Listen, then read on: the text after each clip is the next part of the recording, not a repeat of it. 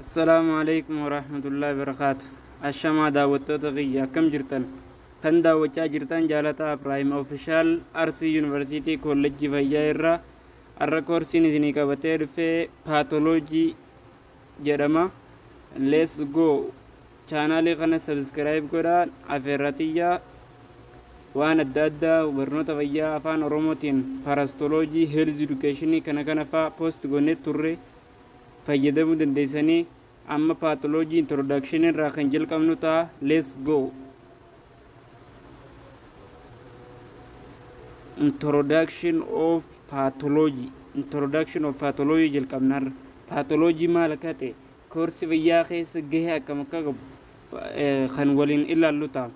Pathology is jecha lamarraa dhufe patho ende logos kan jirurraa dhufe.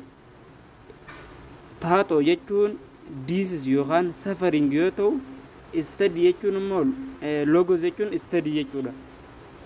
Generally study about disease yookaan waa'ee disease qofa kan qo'atu jechuudha.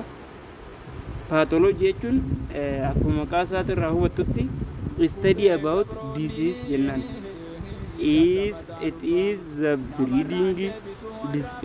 breeding discipline between basic science and clinical practice. Kana jechuun riqicha barnoota basic science dhaa fi clinical practice namoo practice hojii practice hojjetuu fi clinicaliin kan hojjetu yookaan bridge yookaan riqicha ta'e kan hojjetu pathology jechuudha. Namni pathology hin beekne waa'ee clinical practice hin beeku jechuudha. It is examine structural functional change of the cell kana kan qo'atu jechuudha. Jijjiirama caasaadha functional change kan qo'atu pathology dha jechuudha. Okay. Use molecular microbiologic immunologic and morphologic technique to explain reason why sign and symptom manifested by patient. Kan qo'atu inni maal fayyadameeti molecular microbiology immunology antigen and antibody jechuudha. Morphology technique kana kana fayyadame reason why sign and symptom manifested by patient irratti saayinii fi symptomiin tokko maaliif akka mul'ate kan qo'atu explain kan godhu pathology kanneen akkana kana fayyadameeti jechuudha. Okay. Pathology is a foundation of the medical science. Pathology matuma isaatti jechuudha foundation of medical science. Damee biology tokko foundation of medical science jechuudha. Without pathology dhufne jiru. Without pathology practice of medicine is reduced to maze or folklore. Kan jechuun maali? Pathology alatti ogeessa fayyaa tokko ogeessa fayyaa hin jedhamu jechuudha. Maaliif reduced to maze akkanumaan asoosama ta'a waanuma afaan haasawaan maze jechuun himtee bakka waanuma afaanumaan himan ta'eetuma hafa malee hojiirra hin oolu jechuudha. Practice tokko hojjechuudhaaf disease san saayinii fi symptom isaa maal akka ta'e beekuu qabda jechuudha. Pathology barsiisaa jechuudha. Okay. Students, give me attention. Okay. It is traditionally divided into two: general pathology and specific pathology. Bakka lama qoodama pathology jechuudha. Traditionally da. General jechuun study the basic response of the cell and the tissue abnormal stimuli that underline any disease of the process. General jechuun akkuma maqaan isaa agarsiisutti all yookaan any disease process kan basic response tissue fi tissue irraa kan ta'e seelidhaallee hundi abnormal of the stimuli any disease process kan qo'atu generalidha. Akkuma maqaan isaa ibsutti hundi jechuudha. Hundi any disease kan process any disease dha kan qo'atu generalidha jennaan. Specific yookaan systematic jechuun immoo study specific akkuma kunillee akkuma maqaan isaa agarsiisutti response specialized organ yookaan tissue specific ta'e fakkeenyaaf tissue nervii yoo ta'e nervii tissue qofa kan qo'atu systematic daanan well defined stimuli kan well defined jechuun kan beekame qofa fakkeenyaaf ija yoo ta'e waa'ee ijaa qofa kan qo'atu specific jennaan jechuudha specific waan systematic jennaan. Okay, there are 4 aspects of any disease that core field of pathology. Okay, one ijoo main ta'e waa afur lalla pathology jedhetti jechuudha. Any disease hundinuu waa afran kana keessa dabreeti akkasi disease ta'uu isaa beekama jechuudha. Okay, tokkoffaan etiology hundi wali lalas etiology, pathogenesis, morphological change and functional derangement and clinical manifestation. Tokko tilalla etiology maal akka ta'e. Etiology jechuun refers to cause of a disease which can be intrinsic or genetic or extrinsic acquired. Kan qo'atu jechuudha. Etiology jechuun akkuma maqaan isaa agarsiisutti name yookaan cause of disease jechuudha. Sababa disease sanii kan qo'atu. Genetic immoo guyyaa keessa argamu acquired jechuun geetidha kan yeroo haarii amma argame jechuudha. Infectious disease fa'aa kan namarraa nama daddarbu jechuudha. Genetic jechuun kan uumamaan wajjin dhufu jechuudha. Nutritional, chemical, physical. Nutritional jechuun immoo nutritioniin yoo nyaanni kee hanqate dhukkuba si dhufu jechuudha. Kunillee acquired yookaan extrinsic jennaan. Kan qo'atu etiology jennaan. Etiology core basic of pathology keessa isa durarratti argamu jechuudha. Maqaan isaa kabiraa maali? Maqaan isaa kabiraa primary yookaan idiopathic jedhama maqaan isaa kabiraa. Okay, don't forget. Inni biraa pathogenesis dha. Pathogenesis jechuun maal jechuudha? Sequence of events that occur in cell. Kun amma pathogenesis jechuun kan seelii keessatti argamu jechuudha. Tissue yookaan seelii sequence order jechuudha. Order eventii tokko yookiin madaa takka jechuudha. Kan seelii keessatti argamtu yookaan tissue keessatti argamtu response that etiologic agent. Reef maal jenne etiology jechuun cause of disease jedheen. Cause of disease san kan response gootuuf eenyu pathogenesis orderidhaan jira laalisaan kun. Okay, etiologic agentidhaa fi response deebistee jechuudha. From initial stimulus to ultimate expression. Okay, ultimate expression of the disease. Pathogenesis jechuun maqaan isaa kabiraa mechanism of disease development in general. Kun amma qormaata irratti akkanumaan dhufa. Qormaata keenya tokko irraa akkanumaan dhufee ture. Qormaata isinii post godhaa telegram irratti jechuudha. The pathogenic mechanism could take place in latent or incubation period. Incubation period yookiin latent period maal akka ta'e gaditti waliin ilaalla. Kanaaf pathogenesis jechuun mechanism of disease development jechuudha. In short, okay, incubation period maal akka ta'e waliin ilaalla. Sadaffaa morphological change. Morphological change jechuun ammoo structural alteration jechuudha. In short, morphology jechuun structure jechuudha. Morphological change jechuun immoo structural alteration yookaan structural change are either characteristic or diagnostic of disease. Yookaan amala disease sanii jijjiiramu yookaan diagnostic of disease san alter jijjiiramu jechuudha. Okay, kunis bakka lama qoodama. Gross change fi microscopic change dha. Gross change jechuun akkuma maqaan isaa ibsutti can be detected by naked by eye. Kan ija mul'atu jechuudha. As change of size, shape. Amma fakkeenyaaf madaa yoo ta'es akkuma asuma jala galti. Size si guddachuu, shape si jijjiiramu, surface si 3S jennaan. Akka inni irraan fannilaati symbol qabadha 3S jennaan. Okay, kun amma maal jennaan gross change jennaan 3S kanaan. Kan biraa immoo color, consistency and cut section of the origin is called kanaan maal jennaan 3C jennaan. Kan 3S jennaan kanaan 3C jennaan. Kalarii illeen diimachuu waan adda addaa madaan si ta'uu jechuudha. Asumarra beektaa jechuudha. kan biraa microscopic kun kan ijaan hin mul'anne jechuudha faallaa kaanitti jechuudha include cellular extracellular change characterized by disease may be specific pathognomonic jechuun specific jechuudha maqaan isaa pathognomonic jechuun specific disease jechuudha kunoo maal dabra lead to functional derangement their arrangement and clinical manifestation kanatti dabro jechuudha kanatti aanu jechuudha kana jechuun functional derangement sadaffaan afraffaan functional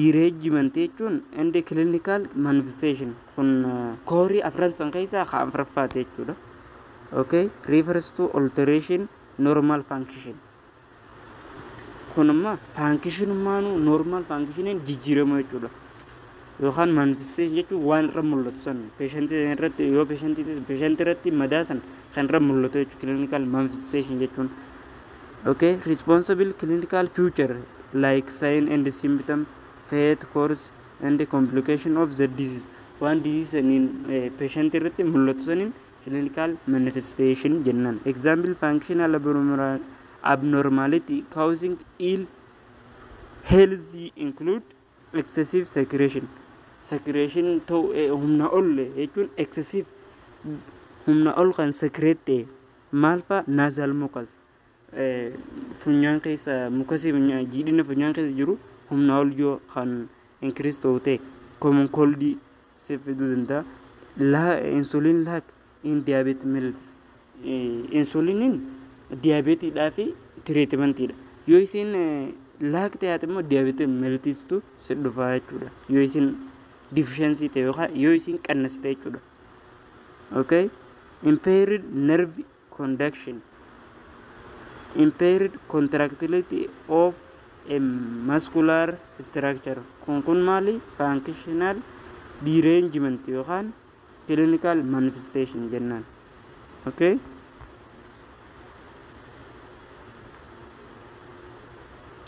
inni bira disease and its course disease jechuun maal jechuudha disease jechuun afaan oromootiin namni tokko fayyaa duraan dhaburraa gara fayyaa dhabuutti deebi'u jechuudha it is defined as abnormal okay abnormal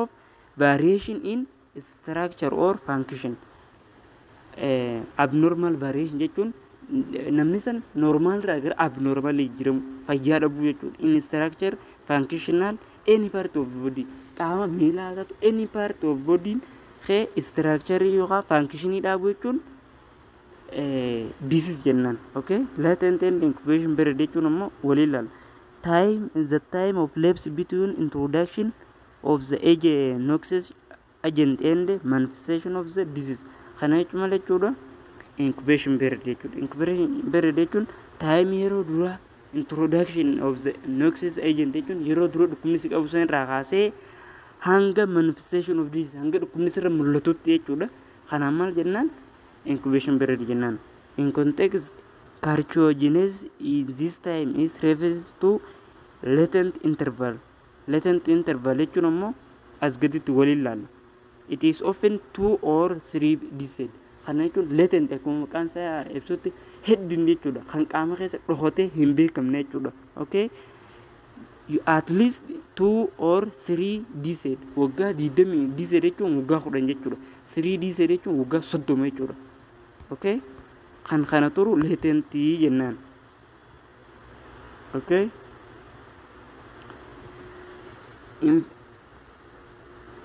incubation period jechuun fakkeenyaaf meesleesiidhaaf guyyaa 8 hanga 10ti incubation period yeroo inni manifest namarratti hanga inni mul'atu jechuudha manfasiidhaaf immoo 12 hanga 25ti kun incubation period dha okay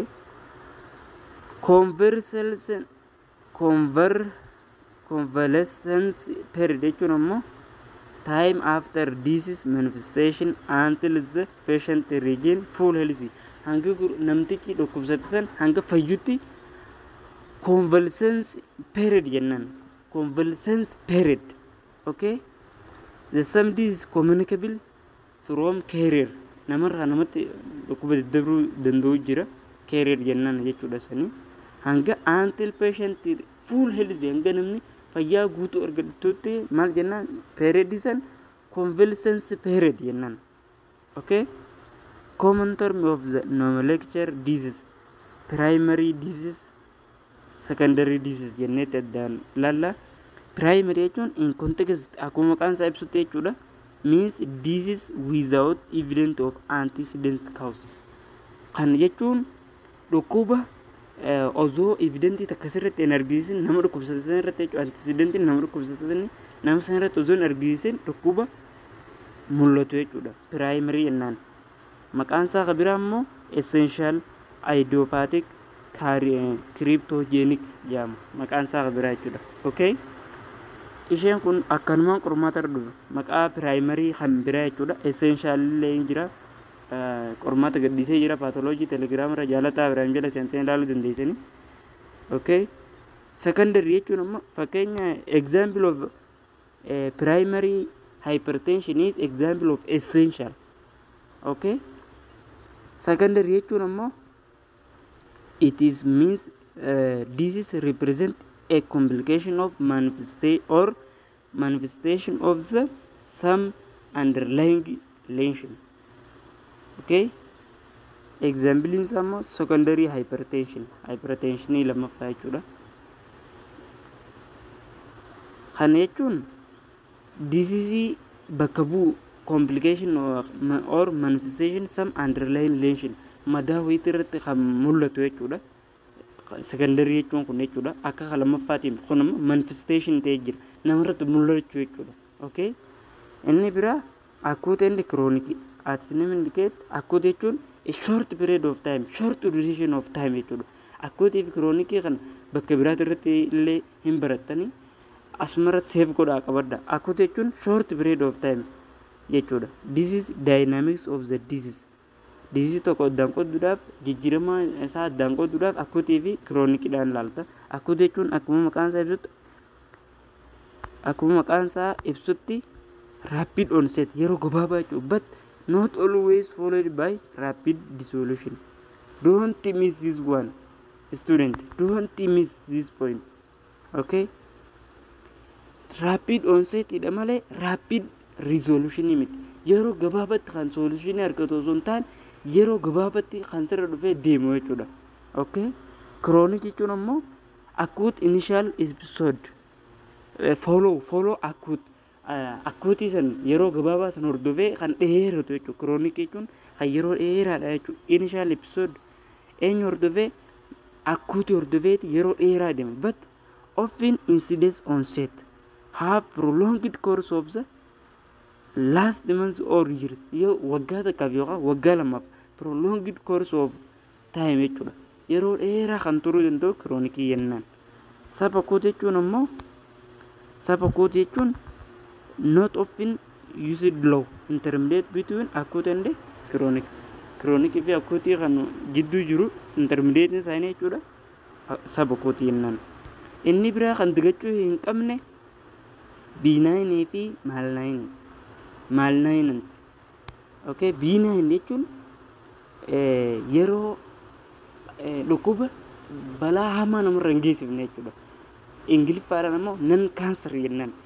Malignant jechuun non cancer jechuudha kan dhukkuba balaa hamaa namarra fiduu danda'u jechuudha yeroo dheeraa keessa jechuudha.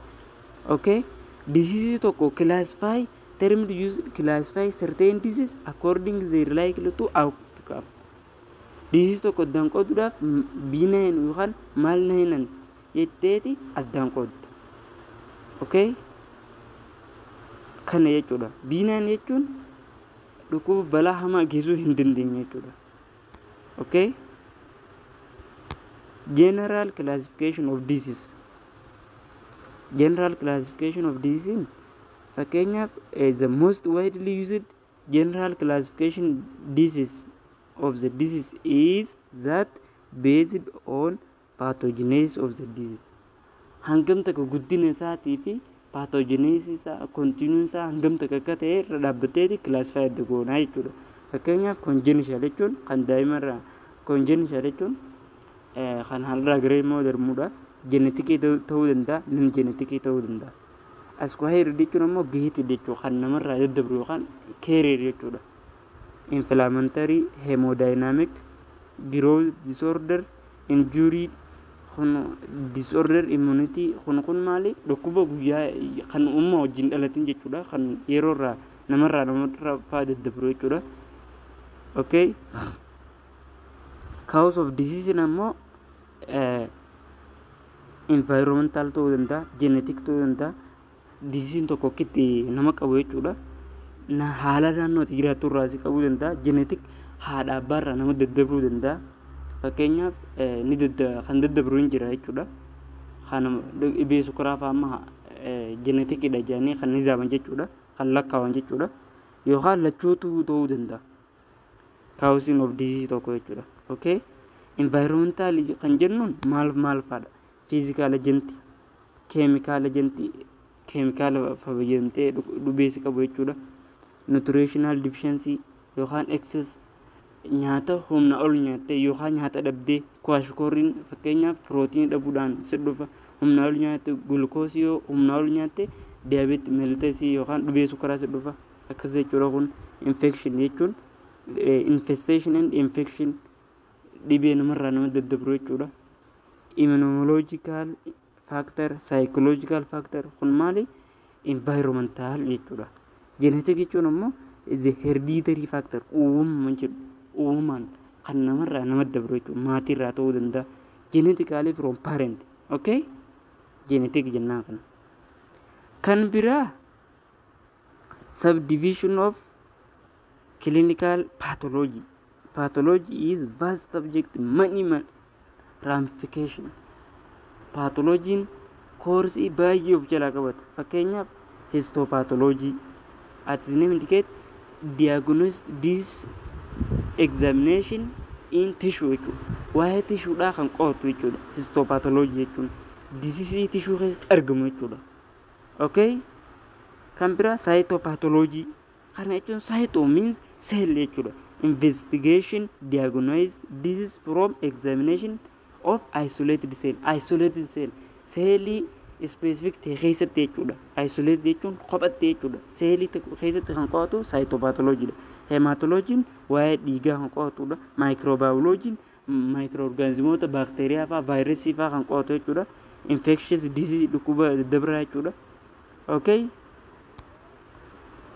kan biraa immunology study defense mechanism haala ittisa dhibee irraa itti ittistu jechuudha. Chemical pathology, genetics, toxicology, forensic kunneen hundi subdivision of pathology jechuudha. Okay, technique of pathology gross examination of tissue kana jechuun kan ijaan mul'atan jechuudha. Naked eye jechuudha maqaan isaa biraa. Pathology akkamitti akka examine gootu, investigate akkamitti gootu, akkamitti akka diagnose gootu jechuudha. Gross examination kan ijaan mul'atan gurguddaa jechuudha. Microscopic kan ijaan mul'anne molecular pathology technique kana haala kana sadeeniin technique goota. Fakkeenyaaf kunneen grossiidha, gurguddaadha, hin mul'atan jechuudha. Okay, grossiidha, kunumma tiruudha, kunis sombarratti. Okay, kuni kana. Kan biraa type of specimen for pathologic examination. Fakkeenyaaf biopsy jechuun akkuma maqaan isaa ibsutti living tissue jechuudha. Okay, removal selected portion of disease living tissue or organ pathological examination to diagnose jechuudha. Okay, kan jechuun seelii tokko check godhuudhaaf seelii lubbuun jirurraas fuutee check godhuu jechuudha laboratory keessatti. Put adequate amount of 10% formalin before sending to pathologist. Formalin itti amount of formalin da laboratory keessa jechuudha percentage godhan itti naqxeeti osoo kara pathologist da yookaan kara doctor sanii hin ergine check goota jechuudha. Tissue should be examined mustly jechuudha. Tissue must examine tokko biopsy damo microscopically or microscopically kan yookaan microscope dan yookaan grossly yookaan ijaan jechuudha. Okay, it is usually gold standard for pathologic diagnosis and biopsy jechuudha. Okay, autopsy jechuun ammoo auto akkuma maqaan isaa ibsutti dead tissue jechuudha. Necropsy or post mortem examination eega du'e jechuudha. Kuni eega du'e nama du'eerraa fakkeenyaaf akkuma fayyadaman onneefaa kaleefaa ilbis du'e tokkorraa fayyadaman uummanni yookaan waan du'eerraa gara biraa dabarsanii itti fayyadamu fakkeenyaaf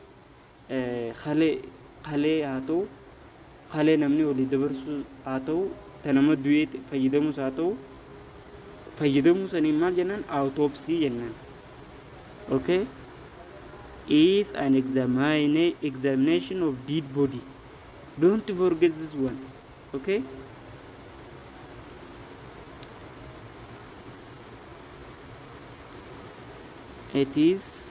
this can done for forensic or legal khara seratin fayyadamu dandeessa khara clinically datin manaaqimaat jechuudha fayyadamu dandeessa jechuudha.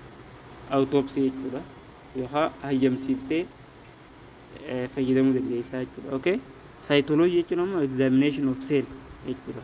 These cells are obtained by fine needle aspiration